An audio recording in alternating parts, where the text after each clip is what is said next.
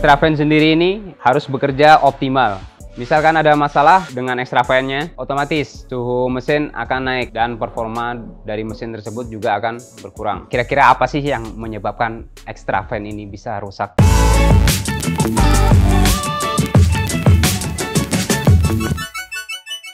Halo Sobat Quattro, kembali lagi di channel kita, channel Bengkel Quattro. Yang akan kita bahas kali ini adalah extra fan. Apa itu extra fan, apa fungsinya, dan jenisnya? Mari kita bahas bersama-sama.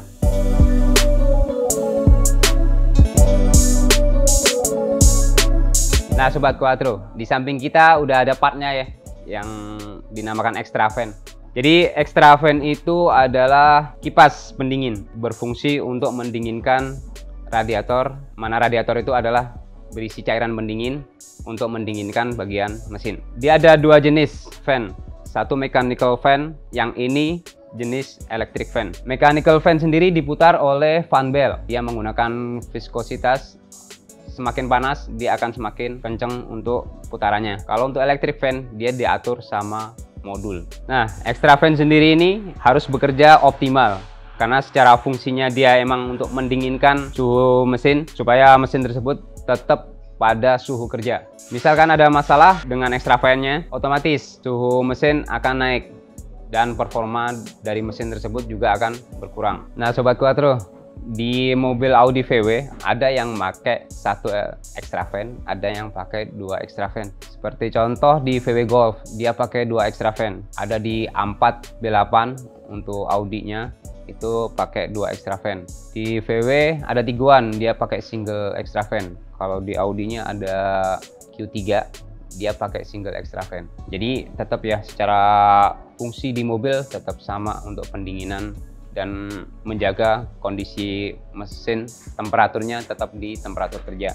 Kira-kira apa sih yang menyebabkan extra fan ini bisa rusak? Kemungkinannya ada dari faktor internal, ada juga dari faktor eksternal. Misalkan internalnya karena usia ya, udah otomatis dia emang masih pakai brush untuk putarannya, untuk membuat putarannya, bisa habis.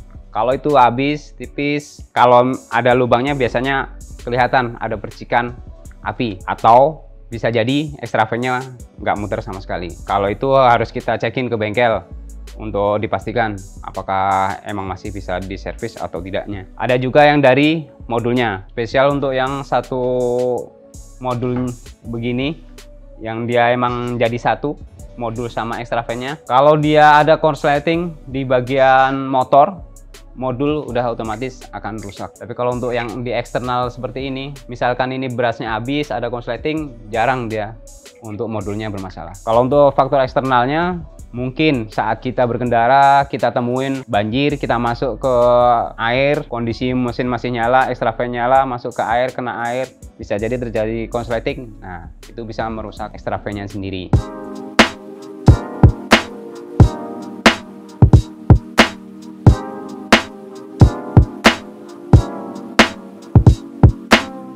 Oke Sobat Quattro, jadi ada sedikit saran dari saya. Apabila Sobat Quattro melakukan perawatan rutin untuk mobil atau kendaraannya di bengkel, silakan minta untuk sekalian membersihkan extra fan-nya.